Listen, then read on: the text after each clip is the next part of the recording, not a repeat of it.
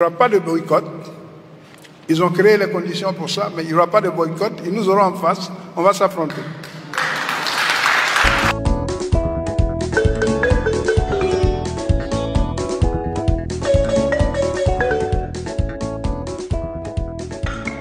Bon paix, tcha tcha tcha.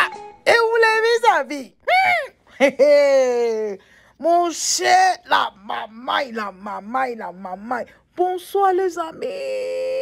Bonjour, bon après-midi, dépendamment de votre position, les amis. Venons s'affairer un peu. En tout cas, venons s'affairer. Venez, on va s'affairer. Est-ce que vous savez que hier, le président Laurent Gbagbo a reçu Affi N'Guessan, FPI. Oh, il a reçu le PDCI, il a reçu toutes sortes de personnes.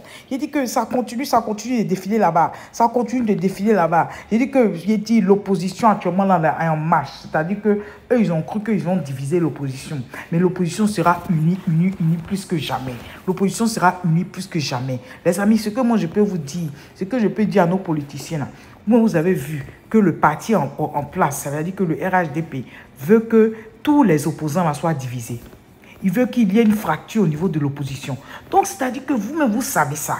Vu qu'on veut aller loin, vu qu'on veut que les Ivoiriens soient unis, vous-même voyez ça et mettez-vous ensemble. Voilà, laissez les problèmes de personnes, tout. Mettez-vous ensemble. C'est la Côte d'Ivoire qui gagne. Si vous vous mettez ensemble, c'est la Côte d'Ivoire qui gagne. Vous parlez de démocratie. Bon, là, c'est aussi, on veut voir la démocratie, non? On veut la démocratie, n'est-ce pas? On veut la liberté d'expression, n'est-ce pas? Vous avez un point commun. Mettez-vous ensemble.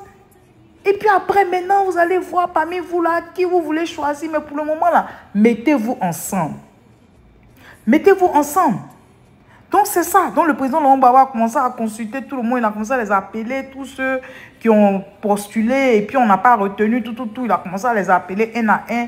Ils sont en train de venir. Ils sont en train de se concerter pour voir ce qu'ils vont faire. Mais en tout cas, le PDCI a sorti une vidéo pour dire que eux, en tout cas, ils ne vont rien boycotter. Qu'ils vont se présenter Tchoko na Tchaka. Que Tiam va se présenter Tchoko na Tchaka. Il y aura élection. Eux, ils ne vont pas boycotter. Ils seront présents. PPACI aussi est là. C'est-à-dire que eux tous, ils sont là. Là, on va faire comment? C'est ça qui est. Il dit que la suite, là, c'est la suite. On est dedans. On est dedans, on va voir la suite. C'est comment je peux dire à l'opposition. Mettez-vous ensemble. Mettez-vous ensemble. Ça veut dire que le PDCI, aujourd'hui, est en force. Le PPACI, aujourd'hui, est en force. Tous les autres partis autour, soit comment on appelle? Le MGC, ADCI, tous les autres partis autour, là, eux aussi, ils peuvent apporter leur pierre à l'édifice, n'est-ce pas? Donc, mettez-vous ensemble. Mettez-vous ensemble. Laissez les problèmes de personnes, tout ça. C'est le pays qui gagne.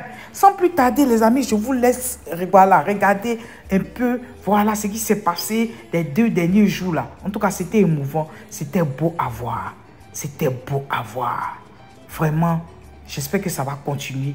J'espère que ça va continuer. Voilà. Sur ce, les amis, moi, je vous laisse. On regarde les vidéos. Et avant que je n'oublie, le samedi, il y a une marche, une grande marche du Front commun et le mouvement Trop c'est trop au Trocadéro. Voilà, je vous donne l'heure. C'est le samedi 13 à 13h. 13 septembre à 13h. De Trocadéro jusqu'à la place Victor Hugo. Donc, grande marche du Front commun, les amis, ce samedi. Pour ceux qui sont dans la diaspora, rendez-vous ce samedi à 13h. Voilà. Sur ce, je vous laisse. On regarde les vidéos de tout ce qui s'est passé les 2 derniers jours là. Voilà la rencontre du président Gbagbo avec les partis de l'opposition. Et on se parle tout à l'heure, les amis. Bye bye. Constitutionnelle relative à la liste définitive des candidats pour l'élection présidentielle d'octobre prochain, le président Laurent Gbagbo a entamé une série de rencontres. Ce mercredi 10 septembre, à son cabinet, si à l'arrivera à Toban, il a reçu les délégations du Front populaire ivoirien FPI, du Parti démocratique de Côte d'Ivoire PDCI et Génération et Peuple solidaire GPS. Séparément, le président du PPACI a d'abord échangé avec la délégation du PDCI RDA, conduite par son vice-président Noël Agossi Benjo. Puis, la délégation du FPI, conduite par son président le Premier ministre Affi N'Guessan. Et enfin, la délégation du GPS, conduite par Hervé Coulibaly, cadre du parti. Au menu des discussions, l'élection présidentielle de 2025 et le 4e mandat anticonstitutionnel de l'actuel chef de l'État. Loin des caméras, Ces leaders politiques ont ensemble analysé la situation sociopolitique du moment. Pour l'occasion, le président Laurent Gbagbo était entouré de ses deux vice-présidents, du président du CSP, du président exécutif, du deuxième vice-président du CSP, de son directeur de cabinet et sa chef de cabinet. Plusieurs autres rencontres sont prévues.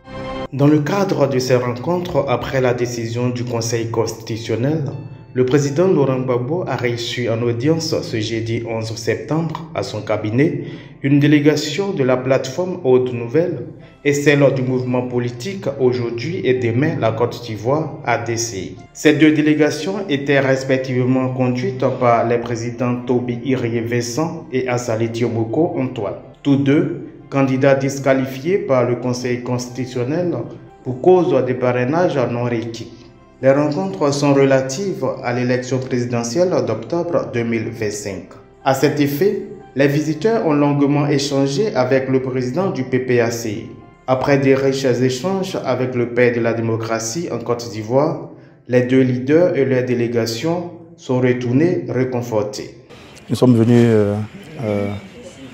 à la rencontre du président Laurent Gbagbo, qui nous a invités ici à son cabinet pour échanger sur divers sujets.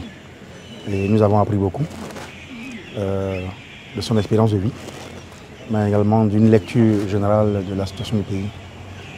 Et également ses encouragements pour nous qui faisons nos pas dans la politique. Et donc c'est ça l'essentiel des échanges que nous avons eus. À l'invitation du président Laurent Gbagbo, nous sommes venus pour échanger. Le président nous a expliqué qu'il consultait quelques personnes de la classe politique ivoirienne, notamment ceux qui ont été candidats à la présidentielle et dont les candidatures n'ont pas été retenues pour alimenter la réflexion. Et donc nous sommes venus à son écoute. Nous avons échangé sur la situation du pays et nous avons pris bonne note de ce que le président Gbagbo a décidé de consulter tout le monde. C'est cela que nous sommes venus pour saluer en nous présentant ici ce soir.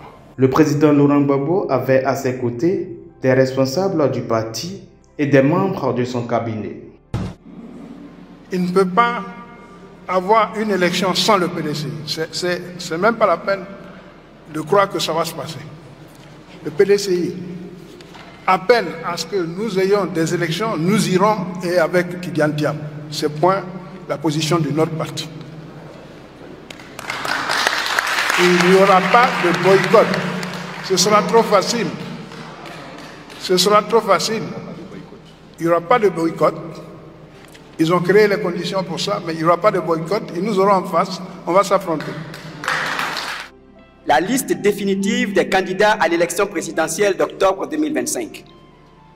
À la stupéfaction générale, notre président, M. Cheikh Tidjane Thiam, unique candidat du PDCI-RDA à l'élection présidentielle d'octobre 2025, a été écarté.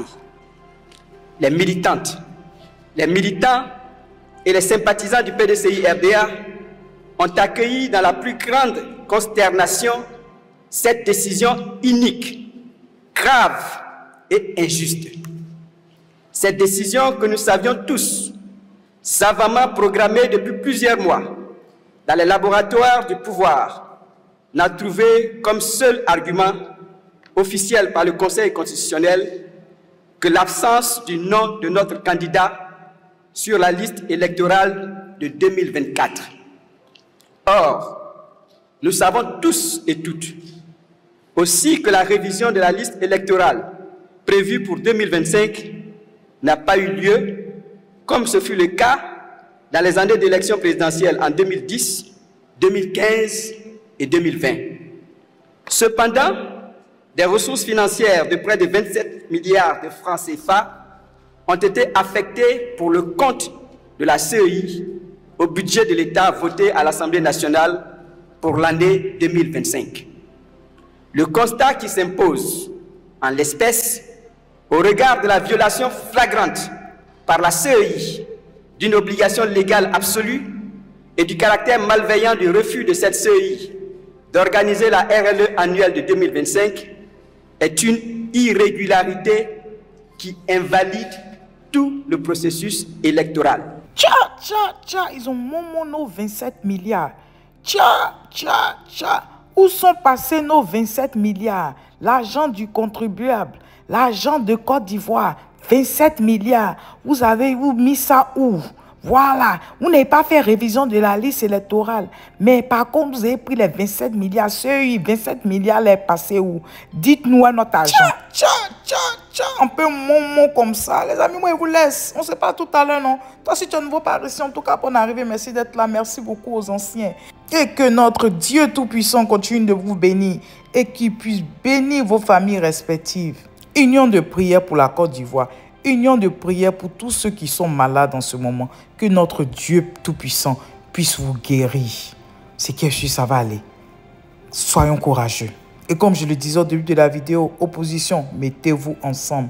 Soyez unis. Si vous êtes unis, vous allez voir. Ça va aller. Les amis, on reste, on demeure en prière pour notre chère patrie, la Côte d'Ivoire. Ça va aller. Oh les cœurs, on y va. Oh les cœurs, oh les cœurs. Oh le cœur. À tout à l'heure, les amis. Bye bye. On ira jusqu'au bout, hein. Vous pouvez jubiler, mais le temps où les juges sont restaurés, dans le droit bafoué est arrivé. Bravo.